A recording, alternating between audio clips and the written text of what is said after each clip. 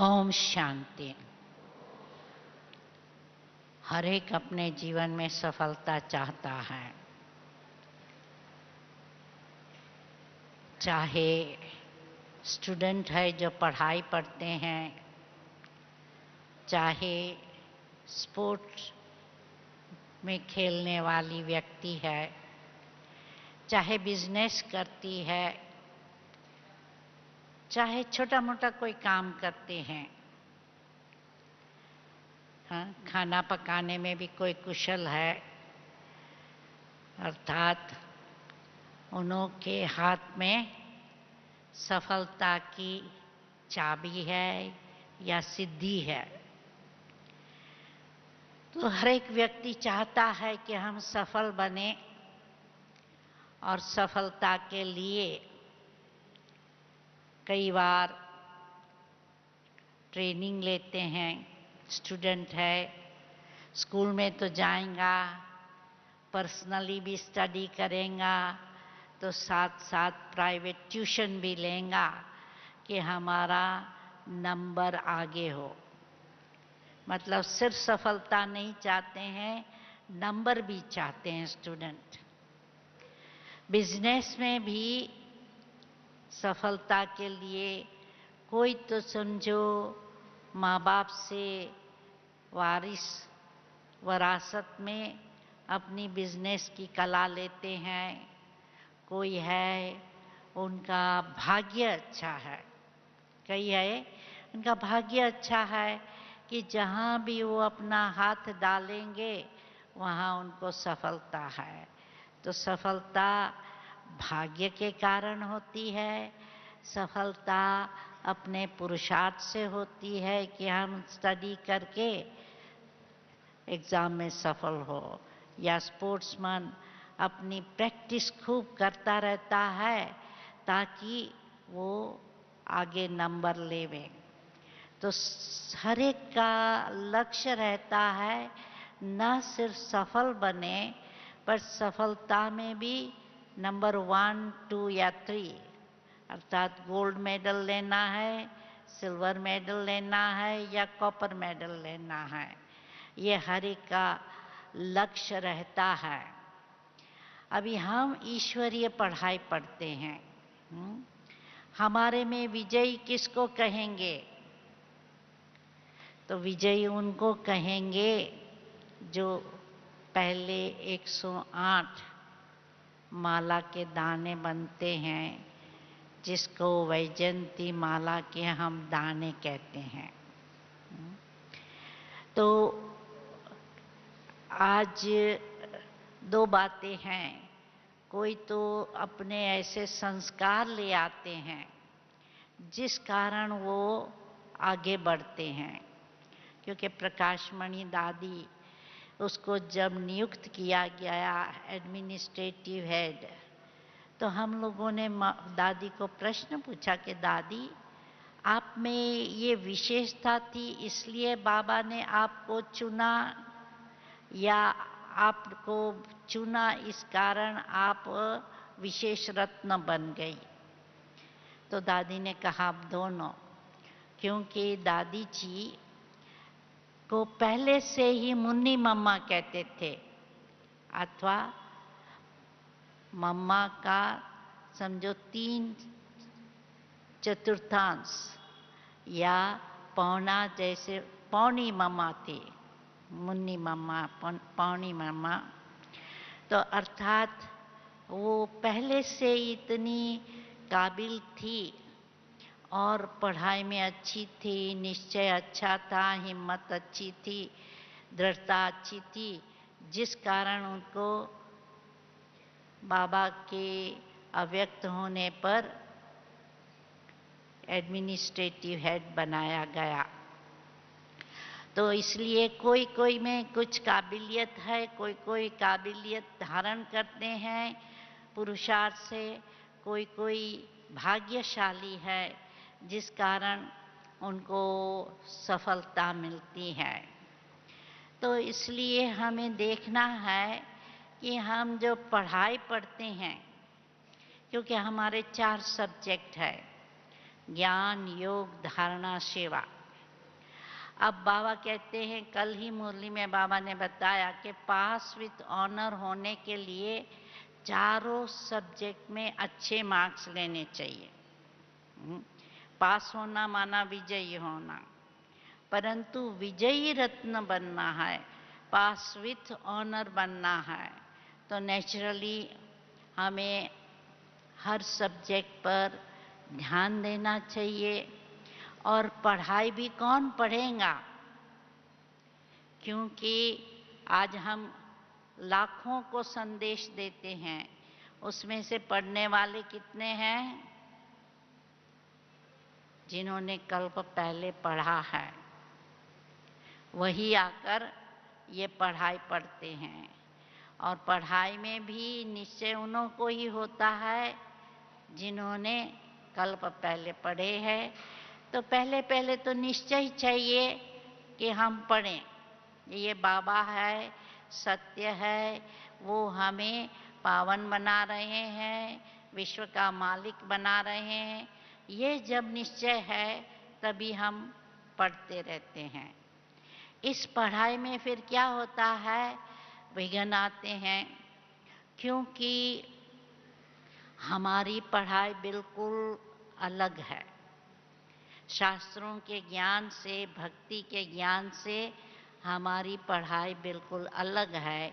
इसलिए धार्मिक लोग हैं और जो चुस्त हिंदू है वो हमारी बातें मानेंगे नहीं। तो उस बातें हमारे परिवार वाले जब इन बातों को नहीं मानते हैं या उसका समझो विरोध करते हैं, तो उसका सामना करने के लिए निश्चय चाहिए, हिम्मत चाहिए और दृढ़ता, तीनों चाहिए। विजय के लिए तीनों बातें चाहिए। पहले तो निश्चय, कहते हैं ना, निश्चय बुद्धि विजयंती। तो निश्चय होना चाहिए कि यही सत्य है और यही हमारे लिए सन्मार्ग है। इसी से ही हमारी सद्गति होंगी, इसी से ही हमारी भविष्य प्रारब्ध बनेंगी।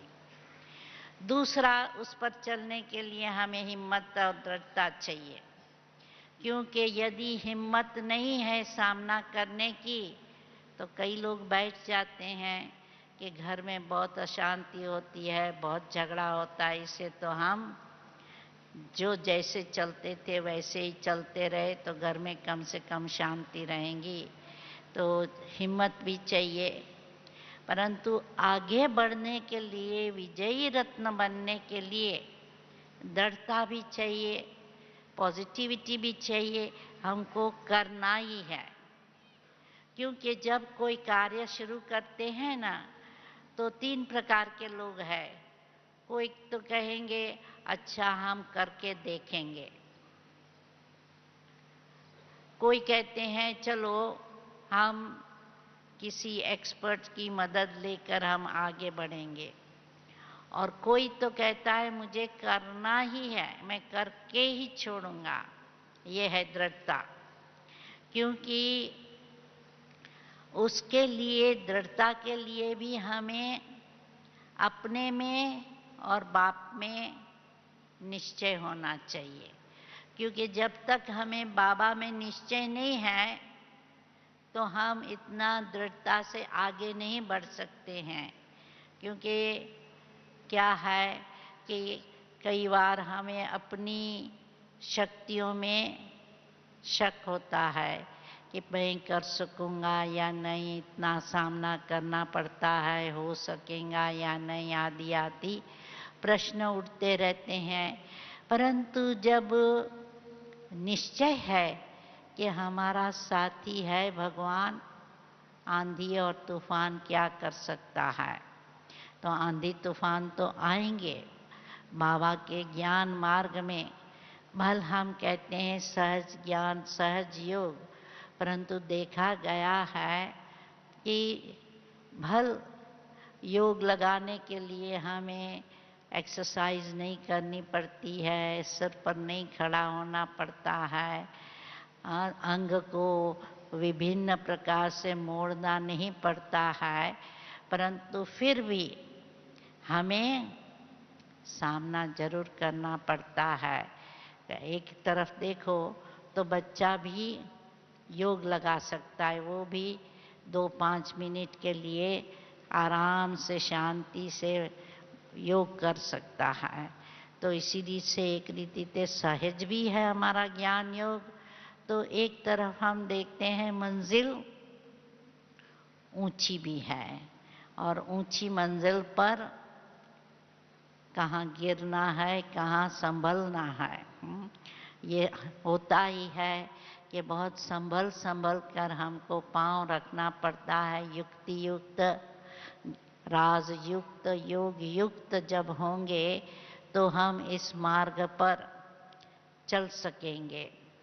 तो विजयी जो बनने वाले हैं उन्हों को ये बातें तो जरूर चाहिए कि अपने में दृढ़ता रखनी है कि मुझे अपना जो लक्ष्य है लक्ष्मी नारायण बनना है।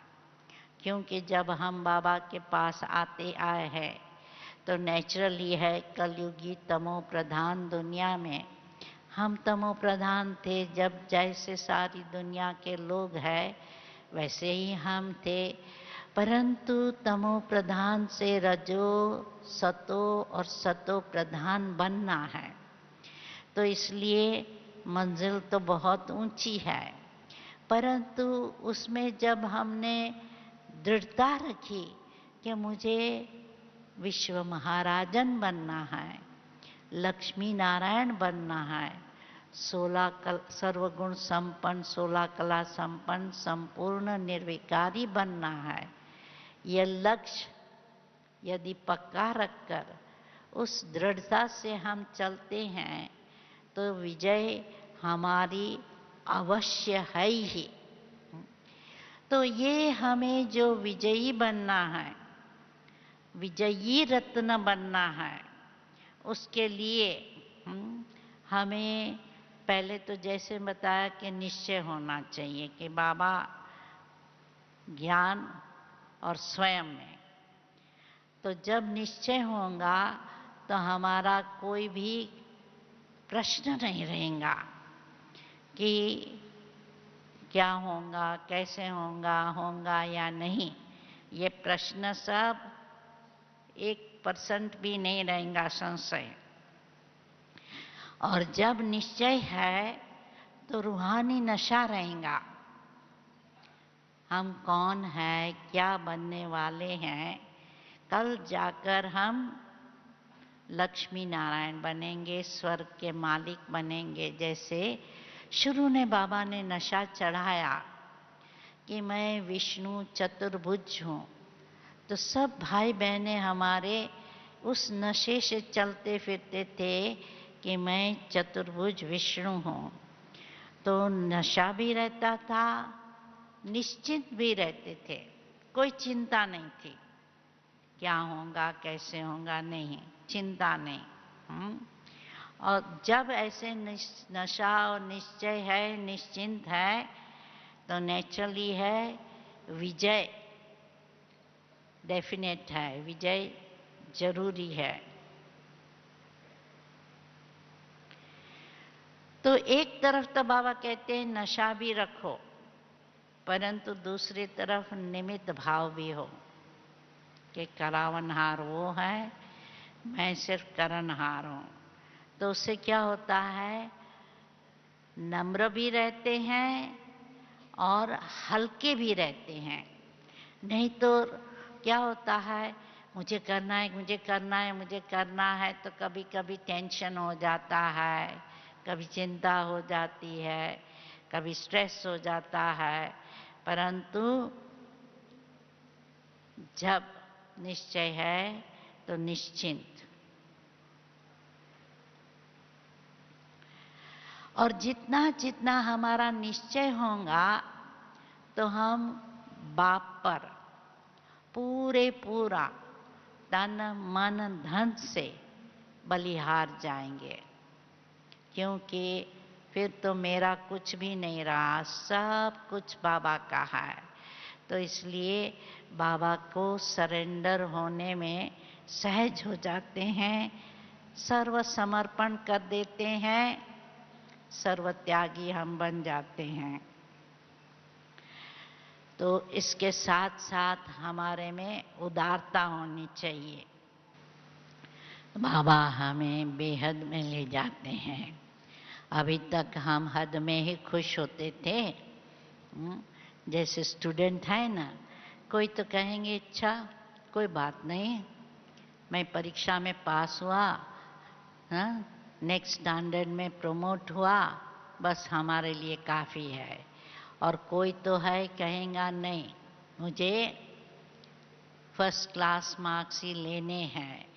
तो इसी रीत से हम बेहद में जाते हैं और बाबा हमें उदार चित्त बनाते हैं। क्योंकि जब हद में है तो हम सोचेंगे चलो हमारे परिवार का ही कल्याण करना है, हमारे परिवार को ही ये सब कुछ देना है। पर जब हम बेहद में जाते हैं तो हमको ये होता है कि हमके तो विश्व का कल्याण करना है। तो कल्याण की भावना आ जाती है और उदार चित्त भी बन जाते हैं। तो जितना जितना बाप में निश्चय है तो क्या होगा, तूफान आएगा, परंतु योग युक्त होने से माया को हम परख सकेंगे। तो मेन भी हमको माया जीत बनना है, माया पर विजय पानी है। विजय पानी है पुराने संस्कारों के ऊपर, माया के ऊपर, तमो प्रधान दृष्टि वृत्ति, उनके ऊपर हमें विजय पानी है। तो जितनी दृढ़ता और निश्चय होगा तो हम उन परिस्थितियों में अपने आप को पास कर सकेंगे। और भिन्न भिन्न संस्कारों वाली व्यक्तियों के साथ हमें तो रहना होता है, काम कराना होता है, करना होता है। तो क्या होगा कि ऐसी ऐसी परिस्थिति में भी बाबा हमें मोल्ड होने की शक्ति देते हैं। हम मोल्ड होते हैं, फ्लेक्सिबल होते हैं। तो फ्लेक्सिबल होने से क्या होगा, हम गोल्ड बन जाएंगे।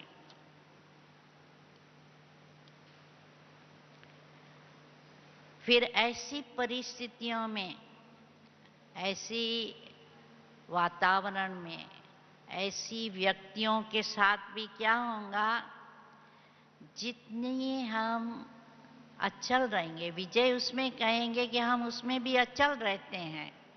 परिस्थिति हमें डामाडोल नहीं करती है, हलचल में नहीं लाती है, और हम उस परिस्थितियों में भी अपनी एक रस अवस्था रख सकते हैं।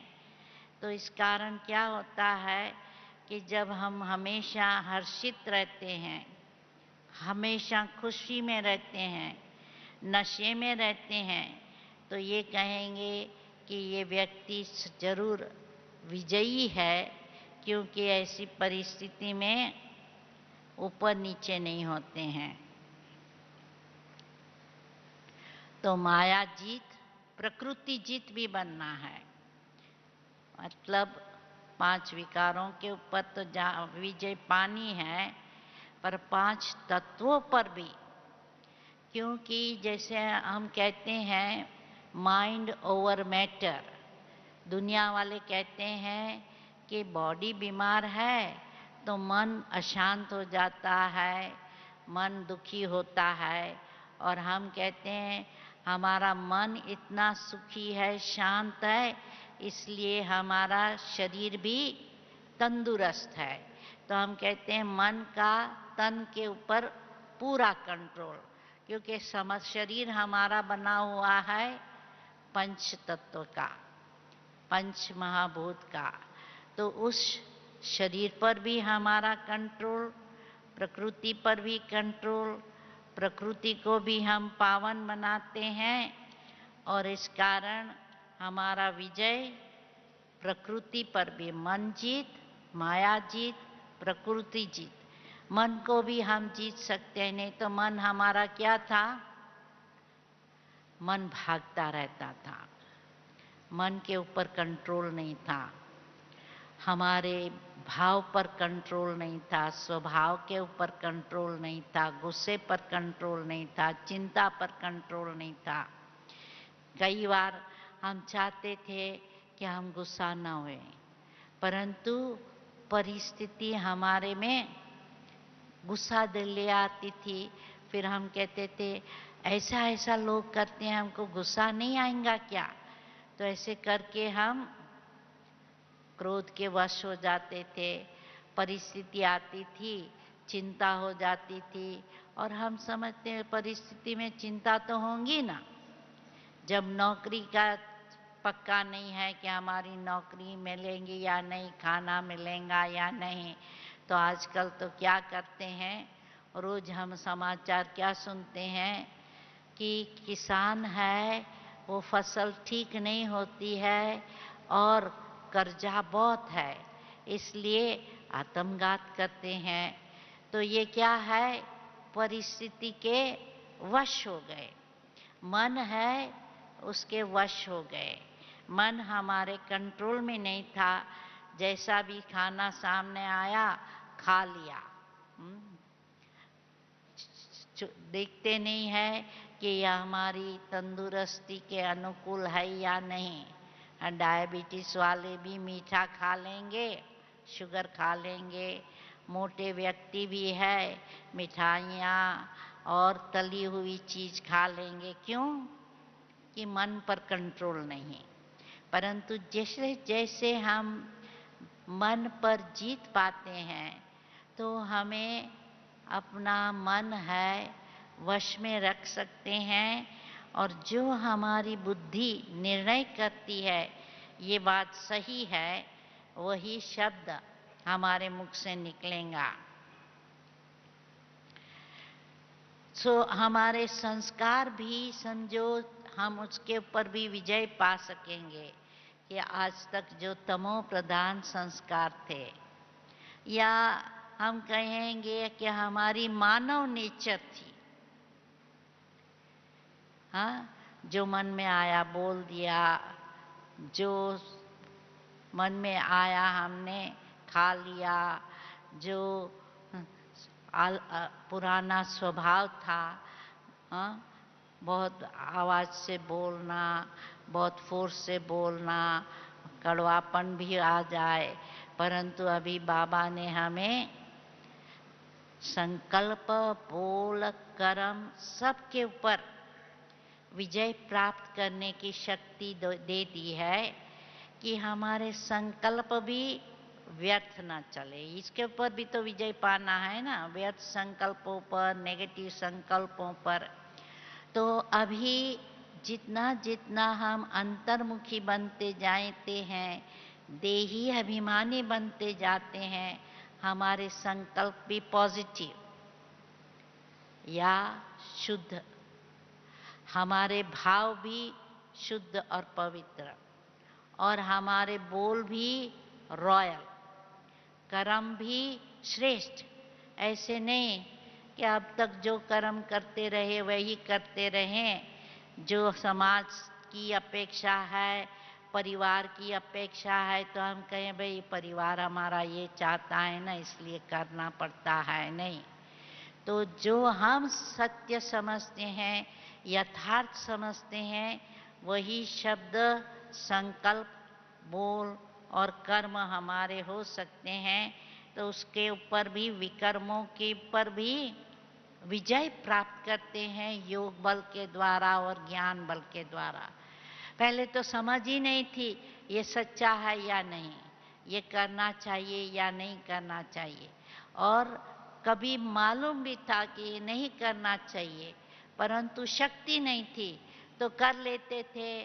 फिर कहेंगे क्या करें, मेरा तो ये स्वभाव है ना, और फिर अपने को तो दोष से छुड़ाने फिर क्या कहेंगे, भाई हमारे माँ बाप भी तो ऐसे गुस्से वाले थे ना, हमारे परिवार में गुस्से का तो स्वभाव ही है, हम भी ऐसे हैं। तो जैसे कि दोष दूसरों पर डालने के लिए हम एकदम होशियार थे। बाबा कहते हैं ना कि बच्चे अपने वकील बनते हैं और दूसरे के जज बनते हैं, कि दूसरे को जजमेंट करते रहते, ये ऐसा है, ऐसा नहीं होना चाहिए, ऐसा करना चाहिए, और अपने लिए बचाव करते रहेंगे कि हम जो करते हैं वो भाई यथार्थ है। तो और दृष्टि भी हमारी ऐसी थी कि औरों की गलती देखते थे। तो हमारी दृष्टि पर भी हमारा कंट्रोल आ गया, विजय पा लिया कि बुरा नहीं देखना है, पर दोष नहीं देखना है, उसका बारे में नहीं सोचना है। तो हम अभी अंतर्मुखी होकर अपने आप को चेक करते हैं, दूसरों को चेक करने का छोड़ दिया, और उनके लिए शुभ भावना, क्योंकि बाबा कहते हैं हर एक के लिए शुभ भावना और शुभकामना रखो। तो जितना जितना हमारा उनके प्रति, हर एक के प्रति प्यार की भावना रहेंगी, क्योंकि नहीं तो क्या होता था, यदि कोई ने हमारी ग्लानि की, हमारी निंदा की, हमारे को ठगी किया हमारे से, या हमारा लूट लिया, तो हमारी उनके प्रति वैर की दृष्टि रहती थी, क्रोध की दृष्टि रहती थी। अभी क्या हुआ कि जब भी ऐसी कुछ बातें हुई, हम समझेंगे ये हमारा कर्म था, कर्म भोगना, भोग रहे हैं, परंतु उसके साथ साथ बाबा कहते हैं निंदा जो करे हमारी, उसको मित्र समझो। तो ये समझो, प्रेम की भावना, मैत्री की भावना, वैर की भावना को दबा दिया, उसके ऊपर विजय प्राप्त कर लिया। और खान पान पर भी कंट्रोल आ गया, विजय। नहीं तो खान पान भी कभी कभी स्वादिष्ट भोजन है, तो चाहे पेट भरा होगा तो भी ऊपर से खा लेंगे या साथ में ले लेंगे। और कभी कभी अच्छा भोजन है, बाहर हमारा परिवार जाता है, कहता है चलो आज हम बाहर जाते हैं भेलपूरी खाने, या इधर उधर खाना खाने जाते हैं, पार्टी में जाते हैं, तो क्या होता है, मन थोड़ा विचलित हो जाता है। कहते हैं बेचारे को क्यों दुख देवे, हाँ हम हमको इतना प्यार से बुलाते हैं, चलो हम खा लेवे। बाबा कहते हैं ना, योग से आप सब कुछ पवित्र बना सकते हो, भोजन भी पवित्र बना सकते हो। तो हम उल्टा ज्ञान लेकर वो अपने आप को चला लेते हैं। तो ये देखेंगे जब अपना समझो, ये अपनी बुद्धि पर, मन पर कंट्रोल हो जाएगा, तो जैसे बुद्धि चाहती है, डिसाइड करती है, जब जो हम निर्णय करते हैं उस पर ही हम चलेंगे, और मन के भावों को हम चला नहीं लेंगे, उस पर विजय पाएंगे। और इसके लिए, विजयी बनने के लिए बाबा ने हमें एक युक्ति बताई है, श्रीमत पर चलो, मनमत परमत पर नहीं चलो। क्योंकि श्रीमत भल कभी कभी ऐसे लगता है ये तो बाबा बहुत जीवन मुश्किल बना देता है, तो इसलिए कभी कभी हम समझते हैं भाई रोज सवेरे उठना, रोज पढ़ाई पढ़ने जाना, पार्टियां छोड़ देना, सोशल फंक्शन है उसों में भी भाग नहीं लेना, ये जीवन तो बहुत कठिन है। हम समझे या न समझे, हमारे लौकिक संबंधी तो ऐसे ही समझेंगे कि इन्हों की जीवन फालतू गंवाते हैं, मौज नहीं करते हैं, तो समझेंगे कि हम पागल हैं। तो बाबा ने हमें इतना सात्विक जीवन दिया, और एक एक बात की श्रीमत दी, क्या करना है, क्या नहीं करना है, वो ना करने से क्या फायदा है, गलत काम करने से क्या नुकसान है, ये सब समझाकर हमें बाबा श्रीमत देते हैं, नहीं तो हम मनमत पर चलते रहते थे या पराई मत पर चलते थे। क्योंकि जो लौकिक में माँ बाप फ्रेंड्स है उनकी जो राय मिलती थी हम समझते हैं वही बात ठीक है, तो उनकी बातों पर चलकर उन जैसे ही रहते थे। और बड़ी बात ये है हमने देह भान पर विजय पाई, नहीं तो देह भान तो इतना कड़ा था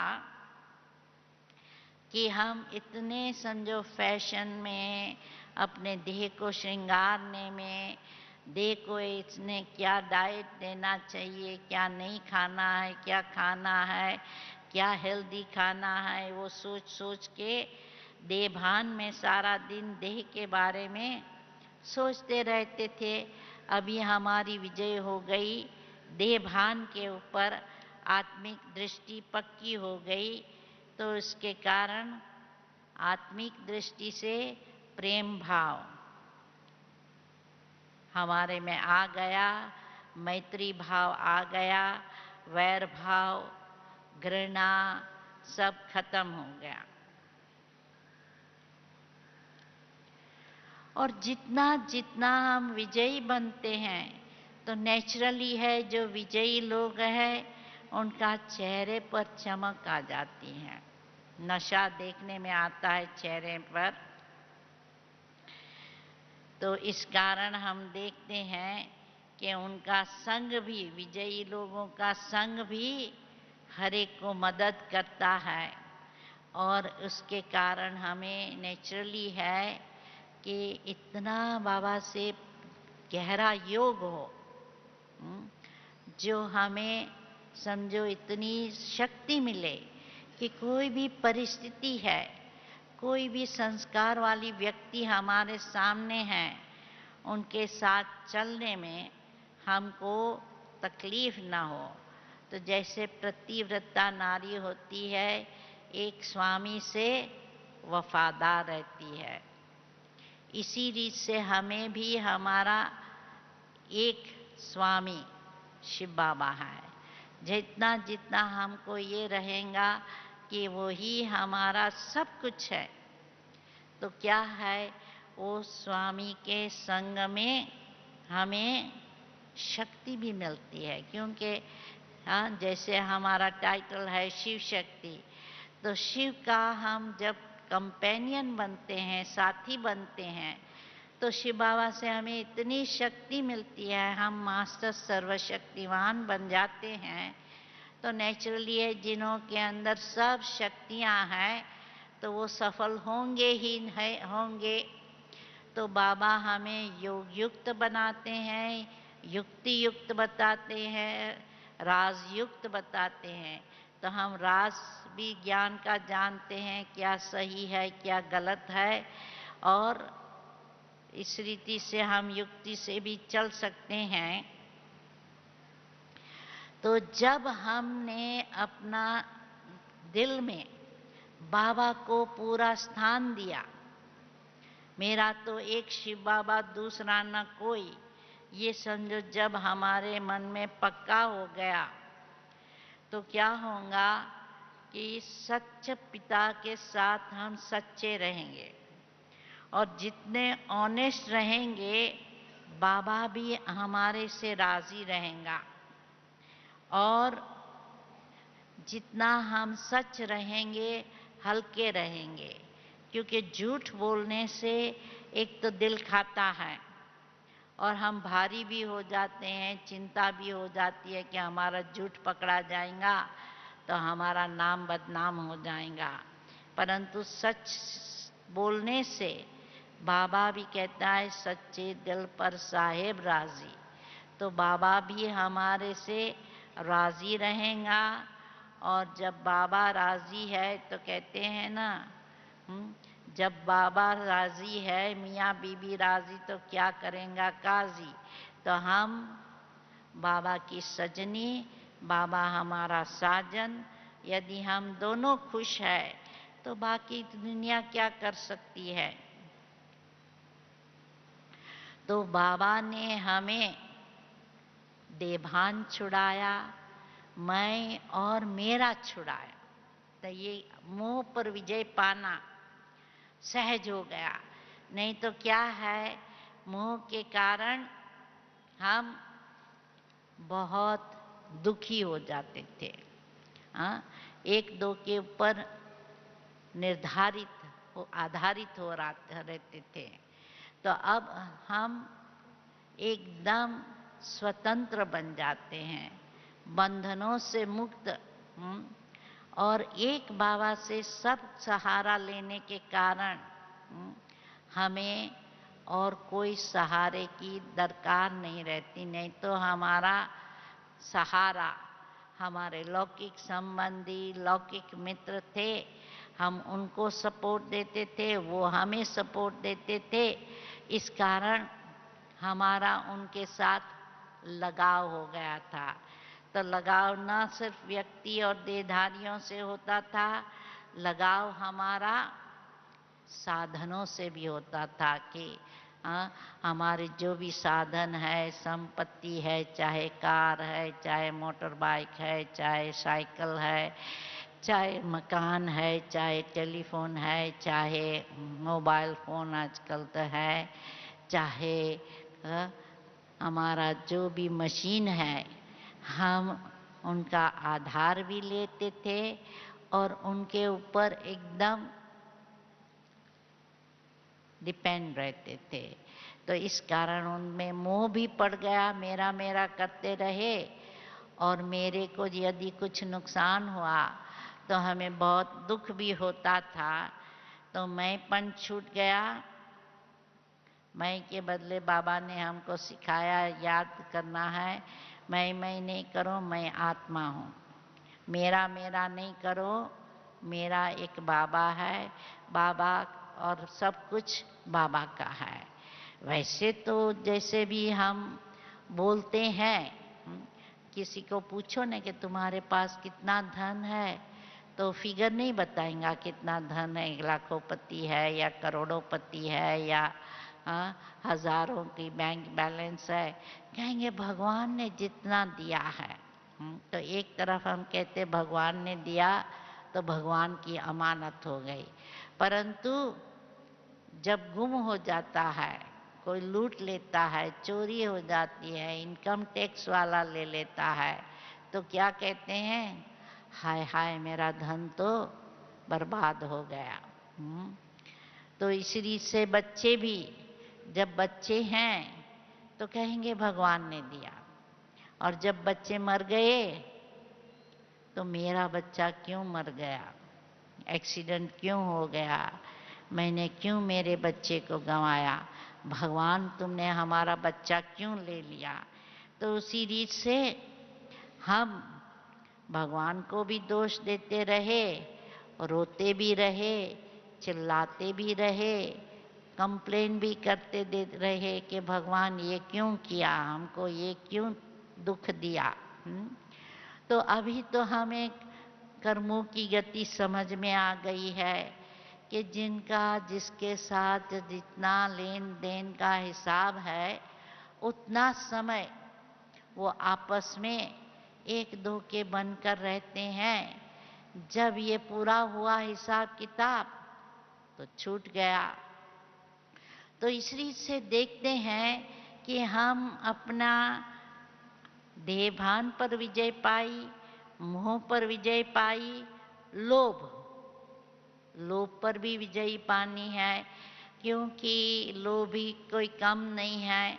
जो लोभी होते हैं वो थोड़े मनहूस होते हैं, वो सोचते हैं जब देने की बात आती है, दान वगैरह करने की बात आती है, तो सोचते हैं हम कितना देवें नहीं देवें, 1% देवें, 10% देवें, आदि आदि सोचते हैं। और जो लोभी है वो खूब कलेक्ट करते रहते हैं, पुराना भी संभाल के रखते हैं, नया भी खरीदते जाते हैं। तो इसलिए लोभ के ऊपर भी विजय प्राप्त करते हैं, क्योंकि बाबा ने हमें अविनाशी खजाने दे दिए। जब ये बुद्धि में है कि बाबा हमें ये अविनाशी खजाने ज्ञान धन, प्रेम धन, आनंद का धन आदि आदि हमें इन खजानों से भरपूर करते हैं।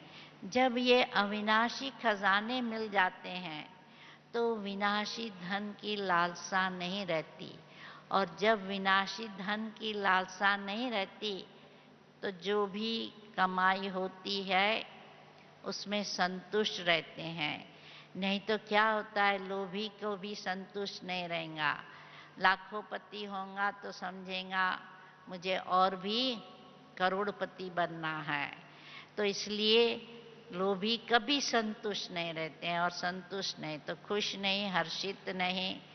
तो इसलिए बाबा हमें लोभ पर भी विजय प्राप्त कराते हैं। एक एक विकार के ऊपर आप देखेंगे, सूक्ष्म विकारों के ऊपर भी बाबा हमें विजय प्राप्त कराते हैं, और एक एक गुण धारण करने की हमें शक्ति देते हैं। तो इसलिए ये लक्ष्य हमारा पहले तो पक्का हो कि मुझे विजयी बनना है, और लक्ष्य पक्का रखकर जितना हम दृढ़ता से आगे बढ़ेंगे तो दृढ़ता से विजय हमारी है ही है, ये हमें पक्का होना चाहिए। और उसके लिए हमें उसी डायरेक्शन पर, क्योंकि बाबा ने गाइड बनकर हमें डायरेक्शन भी दे दिया है, क्या करना है, कैसे करना है, कैसे चलना है, कैसे बोलना है, कैसे दृष्टि हो, कैसी वृत्ति हो, आदि आदि पूरा हमें ज्ञान दिया है। तो जितना उस ज्ञान को हम जीवन में लाएंगे और बाबा के साथ प्यार का संबंध बांध के शक्ति लेंगे, तो वो शक्ति द्वारा हम विजय जरूर पाएंगे ही। विजय हमारा जन्म सिद्ध अधिकार है, ये बुद्धि में हमारा पक्का होना चाहिए। तो इसलिए से बाबा को याद करके बाबा से सर्वशक्ति, उसमें दृढ़ता की भी एक शक्ति है जो बाबा की याद से हम बढ़ा सकते हैं, और उस दृढ़ता की शक्ति से हम पुरुषार्थ में आगे बढ़ते ही रहेंगे, बढ़ते ही रहे हैं। ओम शांति।